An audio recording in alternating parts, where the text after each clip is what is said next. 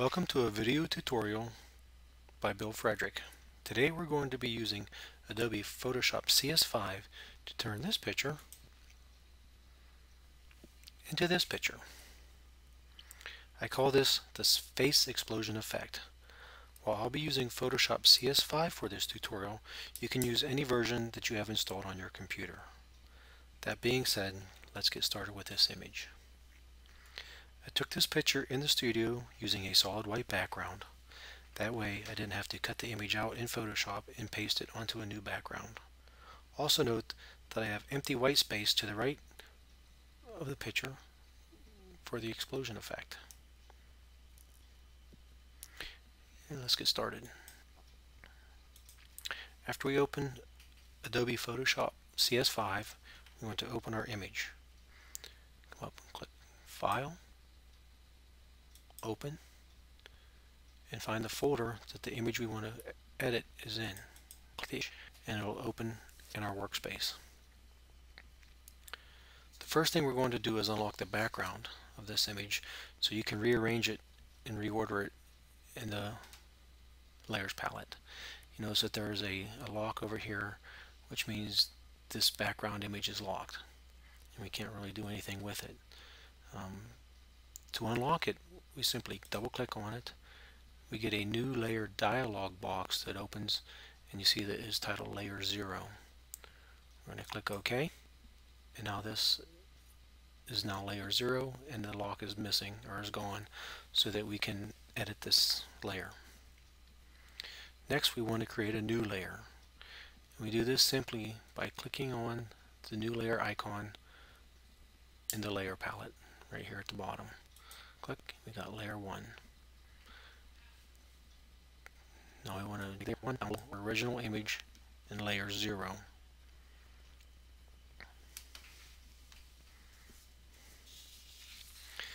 To this Layer 1, we want to add a new layer style. And to do that, we're going to come right down here below. You see this little FX. We're going to click on it. We're going to do a pattern overlay. Click on that once. You get the pattern overlay dialog box. Now this isn't the image we want. We want a different pattern. We want a grid. So we click the arrow beside it, and we see that we have already some preloaded patterns and styles. If the grid, which is this one right here, is the one we want, is not preloaded, you simply click this arrow to the side, come down, click Patterns, and you're going to replace the current patterns with those patterns. You click OK, and they will show up in this dialog box. Click the grid, click OK, and now this new layer, Layer 0, has effects and a pattern overlay added to it. To this layer, we want to turn it white so it matches our background here. So if our foreground background palette over here is black and white like it is the default, we want to switch it white to black simply by clicking this arrow. Come up to our bucket tool, ensure that Layer 1 is selected. Now that layer is white. And come up to Layer 0 now, which is the actual image. You want to turn its mode to multiply. Click the down arrow here right above it, come down, click multiply, and we'll see a grid that shows up over our image.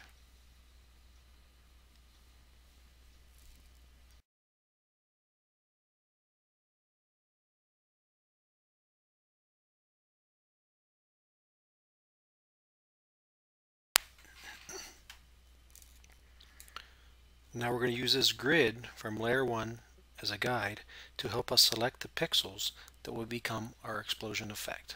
And to do that, we're going to come up here and select the rectangular marquee tool.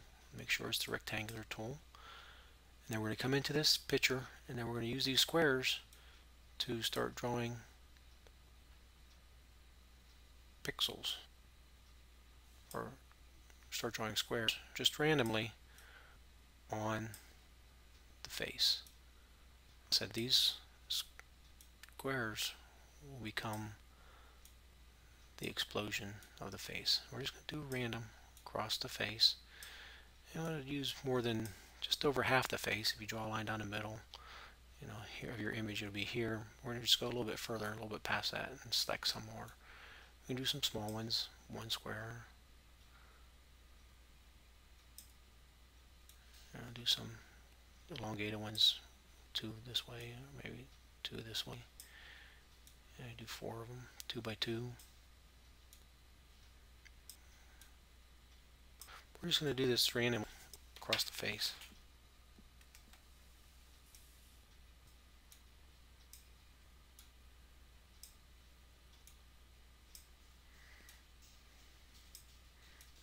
You want to make them look random. You don't want to have a set pattern.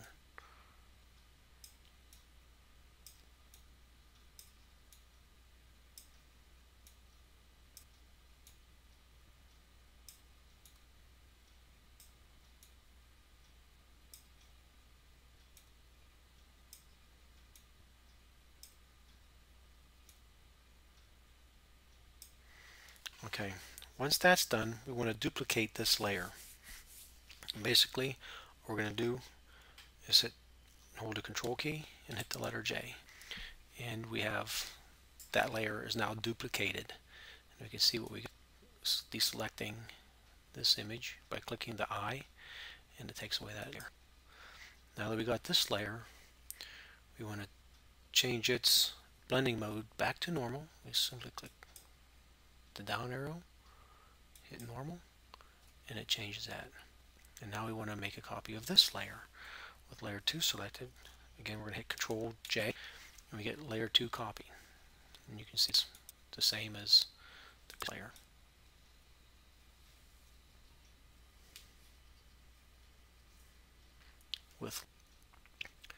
With the layer 2 copy selected here, we're going to come up and click our Move tool.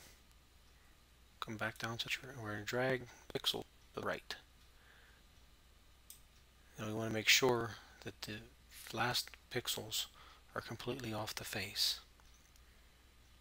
And they're all over in the white space. With this layer, layer 2 copy selected, we want to come down to the layer palette again, and we're going to select add a icon style. I'm going to click add a layer style icon at the bottom of the pixel, and this time we're going to click bevel and emboss. We want to change the size from 5 pixels down to 2 or 3. Just use the slider, click it, save. It'll give these a beveled effect. Now we want to check layer 2 and do the same thing.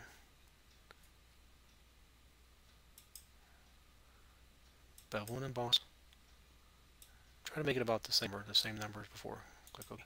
You see what it does to those pixels since we're zoomed in. And with this layer 2 selected, we now want to change this hue and saturation. We're going to come up to hue and saturation in the toolbar. Click that. We're going to adjust the lightness to white since our background is white. Drag it to the right. You'll see that those pixels will turn white.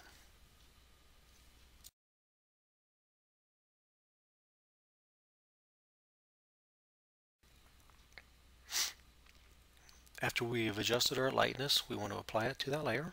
Clicking the arrow here. Now the whiteness has been applied. And now we want to go back up to layer 2 copy. Here we want to type the letter Control, the letter T, and you'll notice that control blocks appear around the pixels of that image. We're going to right click in the center. We're going to come down and click Perspective. Now we can grab one of these boxes now and drag it down to the right. And this changes the perspective. When you get it to about where you want it, hit the key to apply that perspective. You're going to want to do it one more time. You're going to hit Control T, click in the center. This time we're going to scale. We're going to drag that to the right. Hit Enter, play. You see that the pixels have been dragged to the far right of the image. Now with layer 2 selected, here we're going to want to duplicate this layer. We're simply going to right click layer, come down, duplicate layer. It'll be layer 2, copy 2, and click OK. And with layer 2, copy 2 selected, we want to blur it now. So we're going to come up to filter, blur, and across to radial blur. Here we're going to change the amount to say about 30, and we want to change the blur method to zoom. Quality, we're going to leave it good, and this is where we're going to click in the middle of the square, drag it straight to the right. I'm sorry, straight to the left, as far as it will go. Click OK.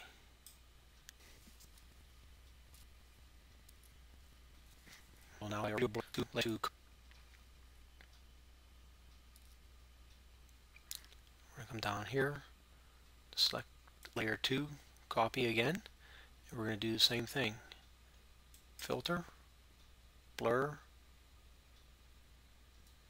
radial blur, but this time we're going to do about 5. Zoom, good.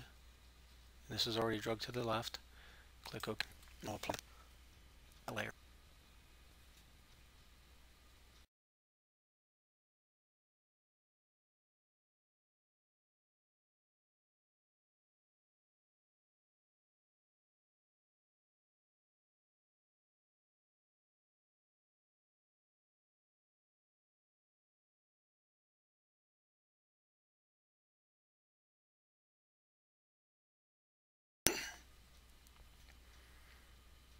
After we've done that, we're going to come back up to layer 2, select it, we'll hit Control T, right in the middle, perspective. This time we're going to grab the left hand boxes and we're going to drag it down a little bit to the center, up to the center. I want to try to focus it so that these radial patterns look like they're coming from these holes in the face. We're going to hit enter and apply it.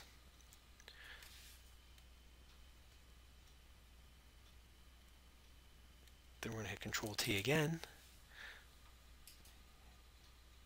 scale, we'll drag it back to the face, just about to the first set of buttons.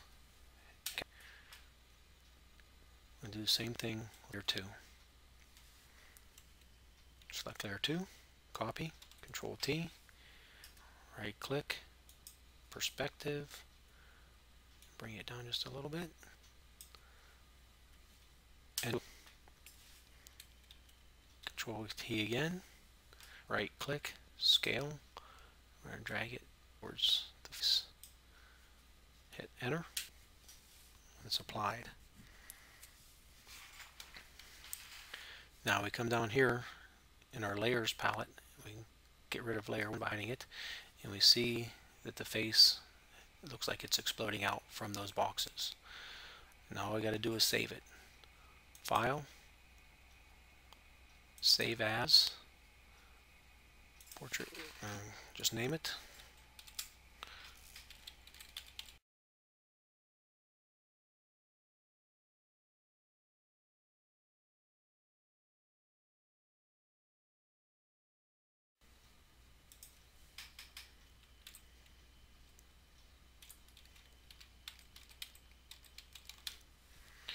Change it to a JPEG. Click Save. Maximum. Okay.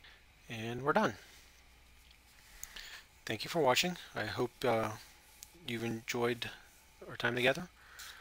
And this completes my tutorial on creating an exploding face effect with Adobe Photoshop CS5.